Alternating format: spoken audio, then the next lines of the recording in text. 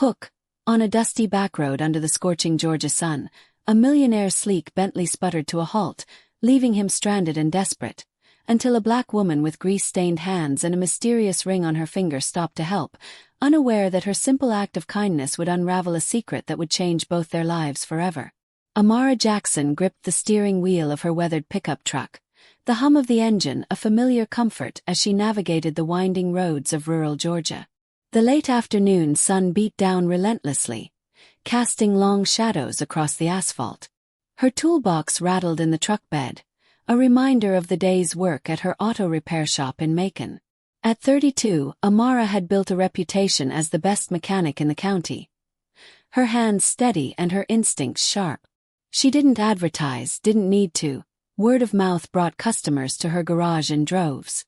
But today she was headed home, her mind on a hot shower and the leftover peach cobbler waiting in her fridge. A mile down the road she spotted it. A sleek, black Bentley Continental GT, its hood propped open like a wounded animal.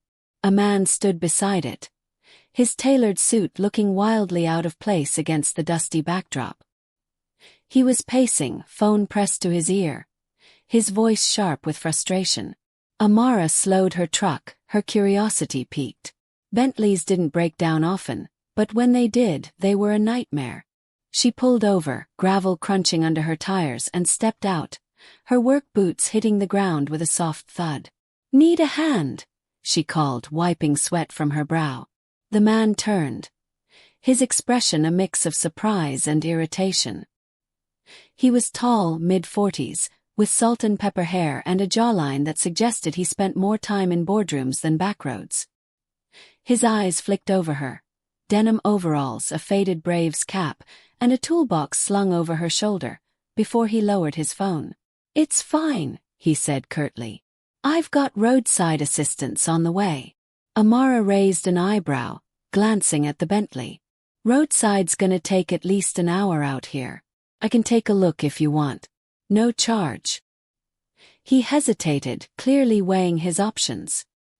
His name was Ethan Caldwell, though Amara wouldn't learn that until later. Ethan was a real estate mogul from Atlanta worth millions, with a portfolio of luxury hotels and commercial properties that span the Southeast. He wasn't used to being at anyone's mercy, least of all a stranger on a rural highway. But the heat was oppressive, and his phone call with his assistant had yielded nothing but excuses. He nodded reluctantly. "All right," he said. "If you think you can do something, go ahead." Amara didn't bother responding. She set her toolbox down and leaned under the hood, her fingers moving with practiced ease. The engine was a marvel, 12 cylinders, 600 horsepower, a machine built for precision. But she spotted the issue almost immediately. A loose fuel injector connector, likely jarred free by the uneven road. She reached for her pliers, her movements quick and confident. As she worked, the ring on her left hand glinted in the sunlight, a simple gold band with a small, intricately carved emerald at its center. It was an unusual piece, not flashy but striking, and it caught Ethan's eye. "That's a unique ring," he said, his tone shifting from impatience to curiosity.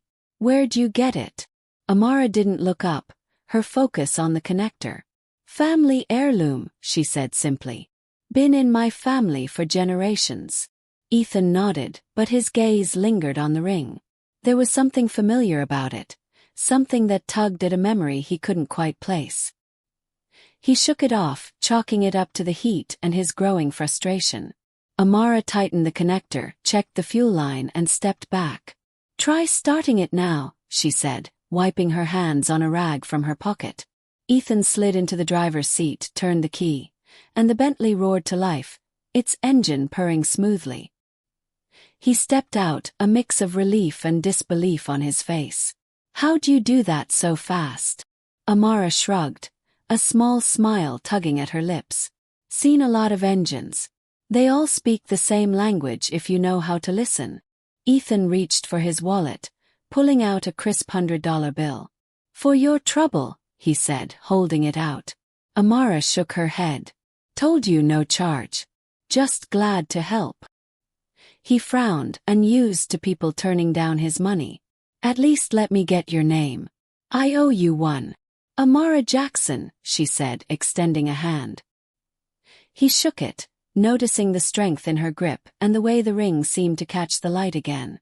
That nagging sense of familiarity returned, stronger this time, but he pushed it aside. Ethan Caldwell, he said. If you're ever in Atlanta, look me up. I'm in the phone book. Well, the business one. He chuckled.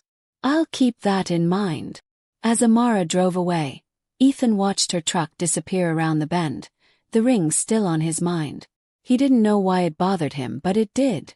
Back in his Bentley, he called his assistant, instructing her to dig up everything she could on Amara Jackson of Macon, Georgia. Something about that ring, and the woman wearing it, felt like more than a chance encounter. Over the next few days, Amara went about her routine, unaware that Ethan's curiosity had set wheels in motion. At her shop, she worked on a steady stream of vehicles. Pickups, sedans, even a tractor once. Her employees, a small but loyal crew, respected her not just for her skill but for her fairness. She paid them well, gave them time off when they needed it, and never turned away a customer who couldn't afford her services up front. Her grandmother, Etta, had raised her to believe that kindness was its own currency, and Amara lived by that principle. The ring, though, was a quiet mystery even to her. Etta had given it to her on her 21st birthday, saying only that it had been passed down through their family since before the Civil War. It's more than jewelry, Etta had said, her voice heavy with meaning. It's a piece of who we are. Amara didn't press for details. Etta's stories often came with gaps, but she wore the ring every day, a reminder of her roots. Meanwhile, in Atlanta, Ethan's assistant, Priya, was piecing together Amara's background. It wasn't hard to find her. Jackson's Auto Repair had a small but glowing online presence, with reviews praising Amara's expertise and generosity.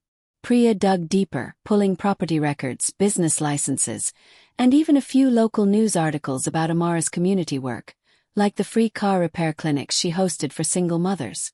But it was a grainy photo from a Macon newspaper that stopped Ethan cold.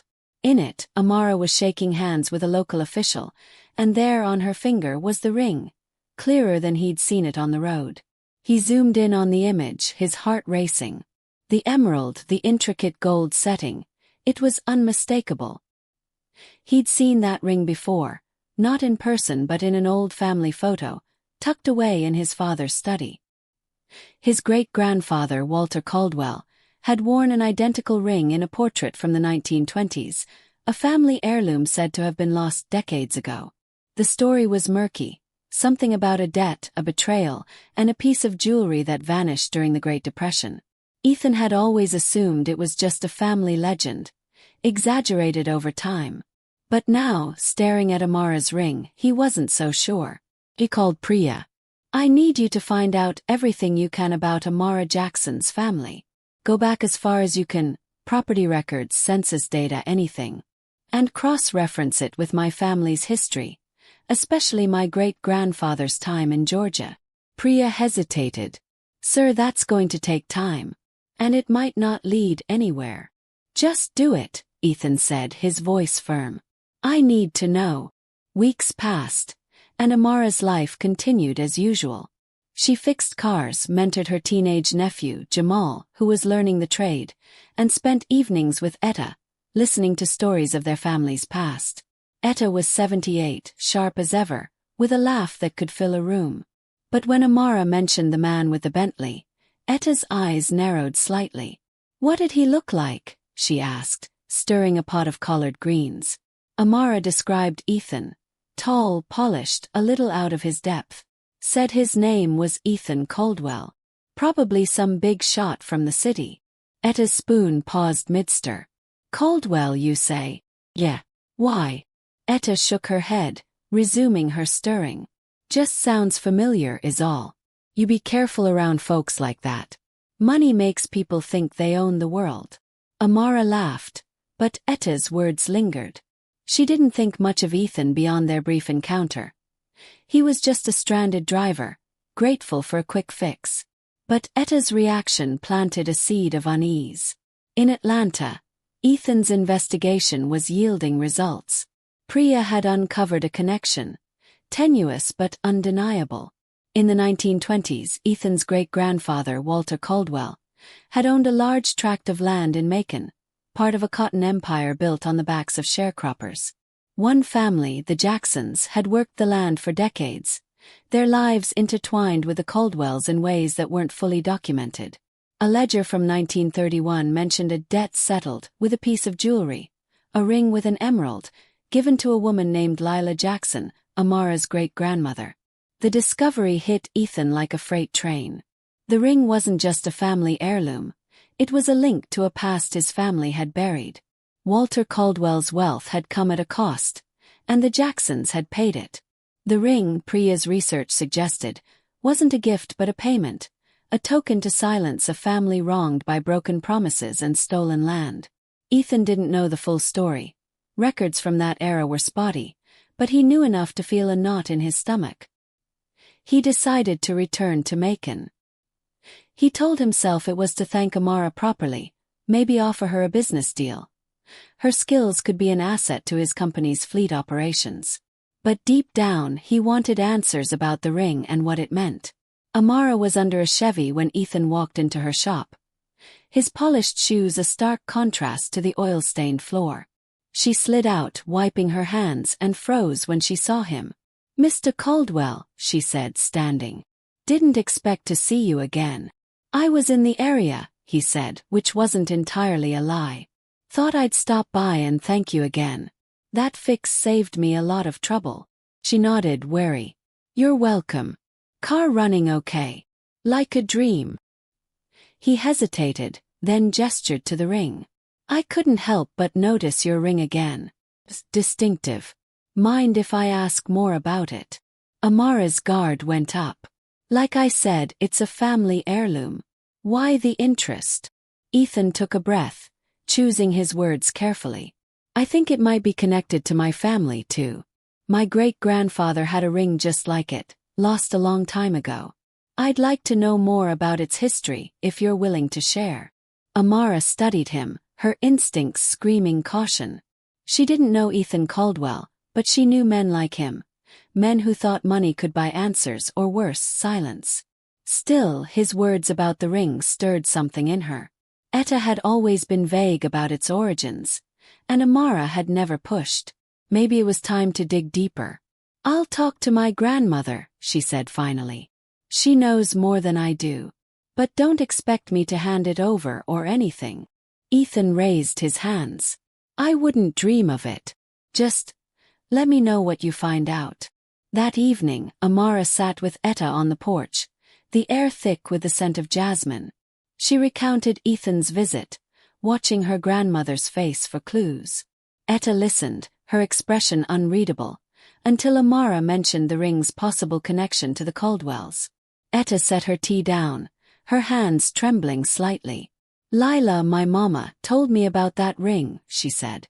"It wasn't a gift, Amara. It was a hush payment.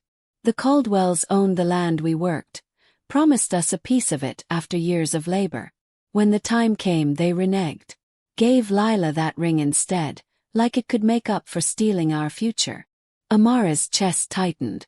"Why didn't you tell me?" "Didn't want you carrying that weight," Etta said. "You've got enough on your shoulders running the shop, taking care of folks. But if this Caldwell man's sniffing around, you need to be careful. His family's got a history of taking what ain't theirs." Amara nodded, her mind racing. The ring wasn't just a keepsake. It was a symbol of a debt unpaid, a wrong unrighted. She didn't know what Ethan wanted, but she wasn't about to let history repeat itself. The next day, Amara called Ethan, her voice steady but firm. "I talked to my grandmother. She says the ring came from your family, but it wasn't a gift. It was payment for a promise your great-grandfather broke. Care to explain?" Ethan was silent for a moment, then sighed. "I didn't know the full story until recently. My great-grandfather. He wasn't a good man, Amara. I'm still piecing it together, but I think your family was owed land, and he cheated you out of it. The ring was his way of avoiding a fight." Amara's grip tightened on the phone. "So what do you want? To buy it back?" Make it go away. No, Ethan said quickly. I want to make it right. I don't know how yet, but I'd like to meet with you and your grandmother if she's willing. No pressure, just a conversation. Amara didn't trust him, not fully, but she heard something in his voice. Guilt, maybe, or a need to understand. She agreed to the meeting, but only on her terms. At her shop, with Etta present.